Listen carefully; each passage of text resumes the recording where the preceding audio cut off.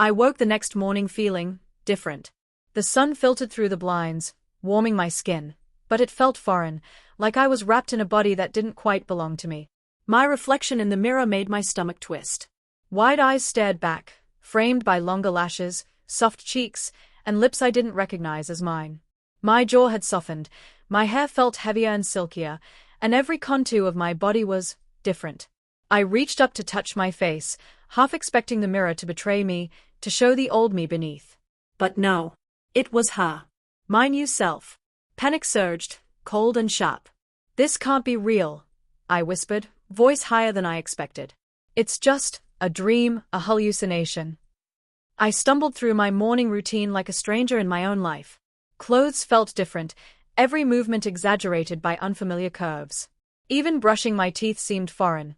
The weight of the hair, the softness of the skin, every gesture magnified by this new body. I tried to call out to my roommate, to my friends, to anyone, but even my voice felt alien, fragile, and delicate in a way that made me recoil. By the time I left my apartment, the world felt enormous and judgmental. Strangers' eyes seemed to linger a fraction too long, whispers followed me, or maybe it was my imagination. I caught myself avoiding eye contact, shrinking into the shadows, desperate to hide a body that felt wrong but looked right. The real shock came at work. Entering the office, I was met with surprised looks, confused glances, and that unavoidable moment of recognition. "You are?" My coworkers whispered, unsure how to address me. My boss frowned, her eyes narrowing as she tried to make sense of the sudden change. "You look different," she said cautiously. I stammered, I don't know what happened. I don't know." My mind raced. How could I explain pills that weren't meant for me? How could I admit that a simple mistake had warped my life overnight? Throughout the day, every interaction was a minefield. Men at work treated me with a newfound caution, or maybe it was desire. It was impossible to tell. Women observed me with subtle judgment, curiosity, or perhaps envy. I felt my cheeks burn constantly, the weight of every glance pressing down, threatening to crush me. Even casual conversations felt loaded with tension, every smile, every gesture amplified into something I couldn't control. By lunchtime, I retreated to the restroom, staring at myself again in the mirror. I traced my fingers along the curves of my body, the soft swell of my breasts, the delicate contour of my waist, and my heart hammered in a conflicted rhythm. This body wasn't mine. And yet, I couldn't deny the strange thrill, the subtle pull of curiosity at this new identity. Returning to my desk, I noticed something else, the way people now treated me differently. Colleagues who barely acknowledged me before were offering small smiles, casual touches, subtle attentions I had never experienced. It was intoxicating and terrifying. My brain screamed for normalcy, for reversal, yet a tiny voice whispered, "What if this isn't so bad?" The rest of the day blurred. Meetings felt overwhelming, every interaction a battle between fear and fascination. Emails I typed seemed lighter somehow, my handwriting softer, more delicate. My body moved with subtle grace, a new rhythm I was only beginning to notice. Every step, every gesture, carried with it the echo of someone entirely new. When I finally returned home, exhausted and mentally drained, I sat in front of the mirror again. I had survived the day as her, navigated the scrutiny, the whispers, the curious stares. But at what cost? My mind raced with questions I had no answers to. Could I ever return to my old life? Would my friends, my family, my job even accept me now? And yet, somewhere beneath the fear, a flicker of intrigue stirred.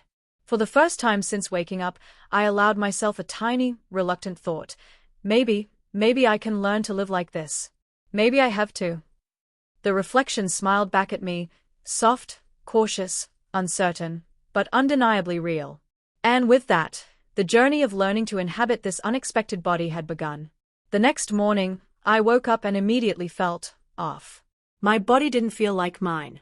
Every movement was foreign, heavy in places it had never been heavy before. I sat up in bed and swung my legs over the side. Something about the way my hips shifted caught me off guard. I staggered toward the mirror, heart hammering. The reflection that stared back at me was impossible. My face was softer, my cheeks fuller, my lips plump in a way that made me recoil. My hair fell in smooth, shiny strands around my shoulders. My chest. I froze. My body had changed overnight, sculpted into a woman's form. I touched my face, my hair, my chest, as if by confirming the physical reality, I could wake up from this nightmare. But no matter what I did, the mirror reflected her. Me? Not anymore. Panicked, I tried to recall what had happened the night before. Pills. The pills. I had accidentally taken them, thinking they were harmless supplements, but apparently, they weren't. My stomach churned as the reality settled in. I was trapped. This body wasn't temporary. This was real. Leaving my apartment was a struggle.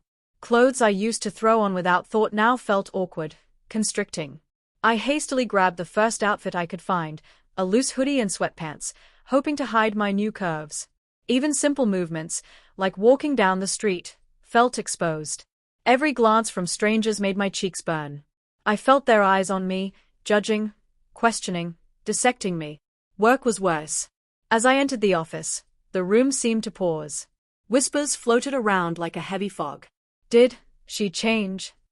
Is that him? My boss's brow furrowed as she gave me a cautious once-over. I don't know what happened, I muttered, my voice higher than usual. I don't know. Colleagues stared at me with thinly veiled curiosity, and even simple greetings felt loaded with tension. Every movement, every gesture, seemed amplified. I tried to keep to myself, but even sitting at my desk, typing emails, I felt like everyone was watching. Lunch was a disaster. I went to the cafeteria and felt like a specimen under a microscope. People whispered, some stared openly. I caught glimpses of their reactions, some shock, some intrigue, some subtle amusement. I couldn't escape the feeling that my life as I knew it had ended. By the time I returned to the bathroom, I was shaking. Staring at my reflection again, I realized just how profound the transformation was. My chest, my hips, my softening jaw, all undeniable. Even my hands, delicate and slender, betrayed me. I touched my face and whispered, "What the hell happened to me?" A strange mixture of fear and curiosity rose within me. My body was foreign, but it wasn't ugly. There was a strange elegance, a grace I had never possessed. Part of me recoiled from it, part of me was fascinated. Could I learn to move in this body? Could I navigate this new reality? The rest of the day passed in a blur of awkward interactions and tense silences. People treated me differently. Some with subtle kindness, some with hesitation, some with barely concealed interest. I realized that being a woman in the world came with attention I had never experienced. Some of it flattering, some of it terrifying. By the time I returned home, I was emotionally drained. I collapsed in front of the mirror one last time before bed, tracing the contours of my new face, my new body, wondering if I could ever return to who I was. I didn't have answers yet. All I knew was that my life had changed forever, and there was no going back. The next few days were a whirlwind of confusion, fear, and secret curiosity. I couldn't bring myself to leave the apartment without baggy clothes that hid my new body, but the mirror in my room became my private stage, my laboratory, my confession booth. At first, I avoided it. Every glance reminded me that I wasn't myself. But curiosity got the better of me. One evening, after everyone in the building had gone quiet, I closed the blinds, turned on a soft light, and slowly peeled off the oversized hoodie. I stood in front of the mirror, naked and raw. My skin glowed in the dim light. The curve of my hips, the swell of my chest, the delicate lines of my arms. It was mesmerizing and terrifying. I hesitated, then whispered, "Okay, let's see what you can do." I experimented with posture first. Standing upright, shoulders back, chest slightly forward. Walking across the room, trying to move with grace instead of the clumsy, self-conscious gait I'd had as a man. Every small adjustment made me feel different. I wasn't just moving, I was inhabiting this body. Next, I tackled my voice. Speaking aloud, I struggled to lower or raise tones, practicing vowels, softening consonants. Hi, my name is, me. I stumbled over my own words. But after hours of repetition, the voice began to sound natural. Feminine, yes, but mine. A strange pride swelled as I realized I could command it. Then came clothes. My old wardrobe was useless, but a quick online order arrived the next day. I pulled out dresses, skirts, tight jeans, silky tops. Touching the fabric against my skin, feeling how it draped over my curves, was intoxicating. Dressing up in front of the mirror felt like stepping into another life. Each outfit became an experiment, each combination a study in possibility. Makeup was a revelation. I watched countless tutorials, hands trembling as I attempted eyeliner, blush, and lip gloss. At first, it was messy, awkward, almost comical. But as I practiced, blending, shading, contouring, I began to see potential in the reflection. My eyes looked bigger, my features softer, my face transformed into something almost familiar, yet undeniably new.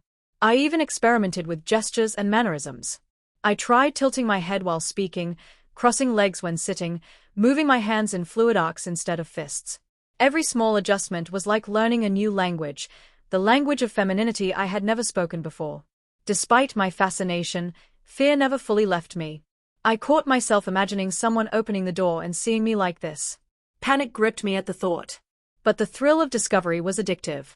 I couldn't resist exploring, learning, shaping this new version of myself. One night, I practiced walking down the hall in heels. My apartment was empty, yet I imagined strangers watching, judging. I stumbled at first, arms flailing, heart racing. But with every step, I felt a tiny spark of empowerment.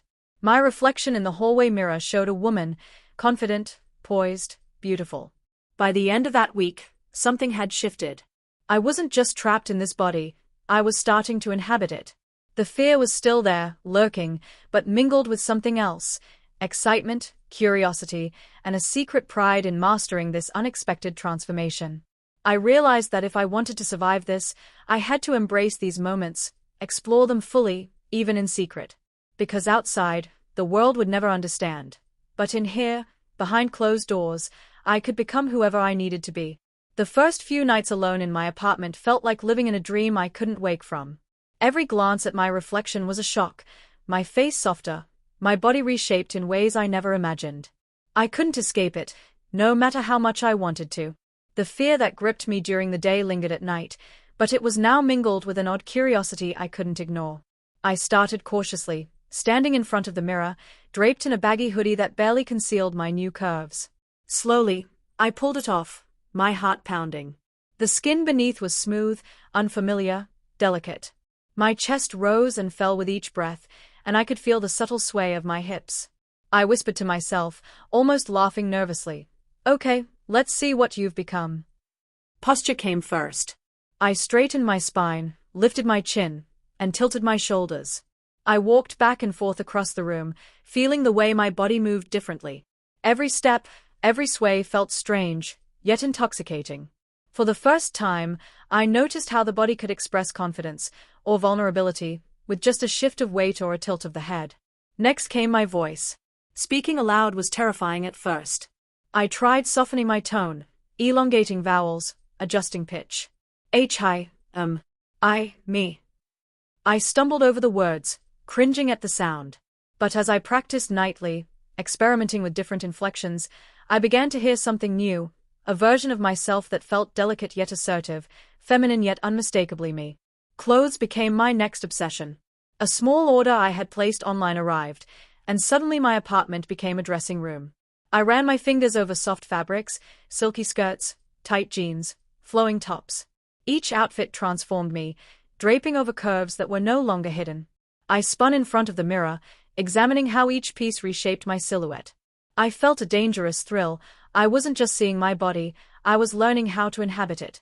Makeup terrified me, yet I couldn't resist trying. I watched tutorial after tutorial, hands shaking as I attempted eyeliner, mascara, blush. The first attempts were messy, streaked, almost comical, but slowly, I began to see potential. My eyes appeared larger, my cheekbones more pronounced, lips fuller.